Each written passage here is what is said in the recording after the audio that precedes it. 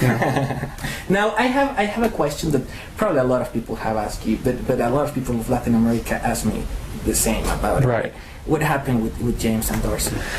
Well, you mean, are you talking about 7 years ago, 8 years ago? And in this reunion. Well, I think when Jimmy left the band, the relationships in the band were getting worse and worse and worse. So, during the time when Jimmy was out of the band, Darcy started having very bad drug problems. And of course, Jimmy left the band because he was having drug problems. So when Jimmy came back to the band, Darcy's drug problems got worse and worse. So then she left because it was like she couldn't even remember the songs. And we kept saying, please go to rehab, please get better.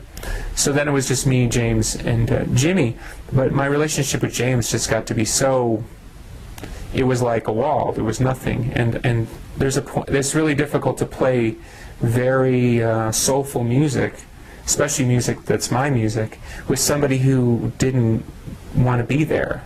And so this ended the band, and you know, he didn't really want to continue, or he killed it just by not wanting it to be better. So when we decided, when I decided I wanted to do the band again, we reached out to both of them, and they weren't interested, you know. So this is the way it is, and that's okay. I think what's important to Smashing Pumpkins fans is it's the kind of music you can only play with a good heart. Yeah. And if you don't want to be there, it's better that they're not there.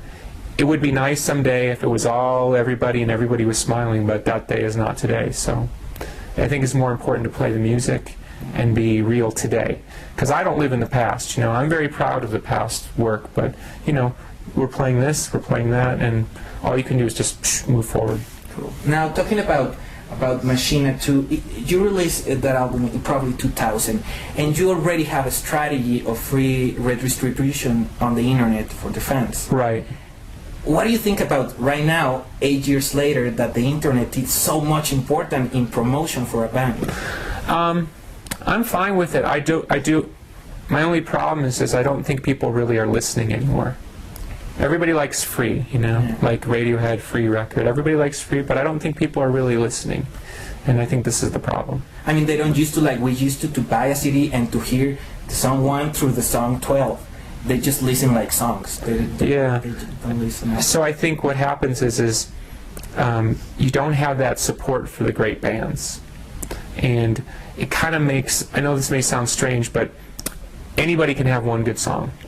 So if Smashing Pumpkins has one good song, and Bad Band has a good song, and Pop Band has one good song, everybody almost seems even. But if you're thinking of albums, yeah, it's totally different. Right. Story. So we always felt, well, if you look at everything we're doing, we're such stronger. So it makes it very hard to get people, convince people, hey, this is more important than this. Yeah. Because it's all they know is just the one song. You know, so, and it also puts a band like us in a position of having to compete against music that has no connection to reality. It's fake. It's fantasy. It's not as constant, the career. I mean, they just have one song, and then they disappear, and they go back to the tattoo parlor or something. Yeah, you know? yeah. So you know. And now, talking about, I know that you also start writing poetry. You have a book linking with this, yeah. How can you explain your poetry? I know that it's a hard question. I see poetry as being sort of the it's less censored. Okay. You know, when you're writing a song, you have to kind of censor. You have to try to make lots of ideas fit in a small space. Poetry to me is like you can just talk about something very small or something very big. You know, 3 pages, 2 words. You know, just more freedom in it. I guess it's a sort of a word jazz or something. You know, just make it up. You know, as you go along. What could be the best feeling? When you receive an award because of your album, or we don't win awards anymore. Well, probably. I haven't won. I haven't won an award in a very long time. So, I guess it's better the feeling when you just finish a song, when you're like, okay, we just finished this song. For me, the best moment is always writing the song. Oh, writing it. Yeah, because when I write the song, it's always like in my mind a symphony. Recording is always like a compromise, you know.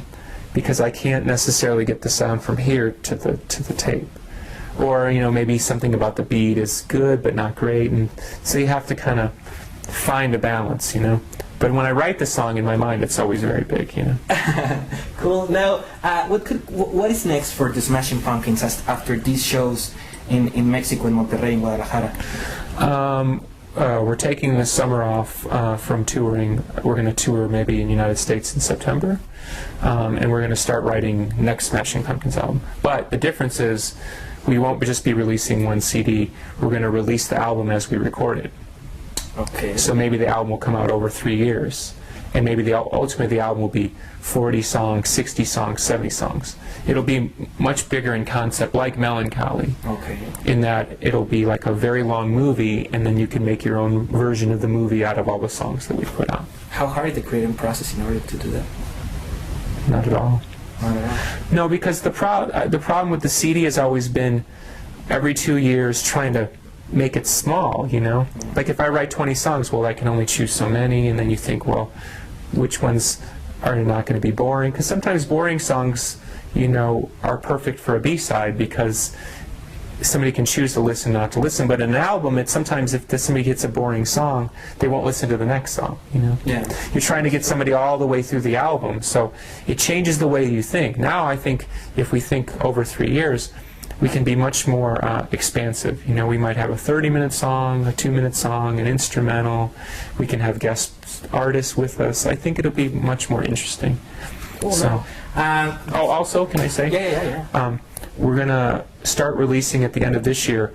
We're going to start releasing all the unreleased stuff. Oh, So the first thing would be the demos before Gish. So the band's music from 1987 to 1990 will be the first release. And then next year we're going to start doing small tours on the albums. Okay. So we would do a Gish tour where we would just play Gish music. In small venues. Yeah. To be more intimate. Yeah. It'd be good. Yeah, it sounds amazing. Especially for somebody, say, 20 years old who never was too young. So, and what would be nice is then you would see a show very much like the Gish show. It won't be Gish and then some other songs. It'll be just the Gish period. So we're very excited.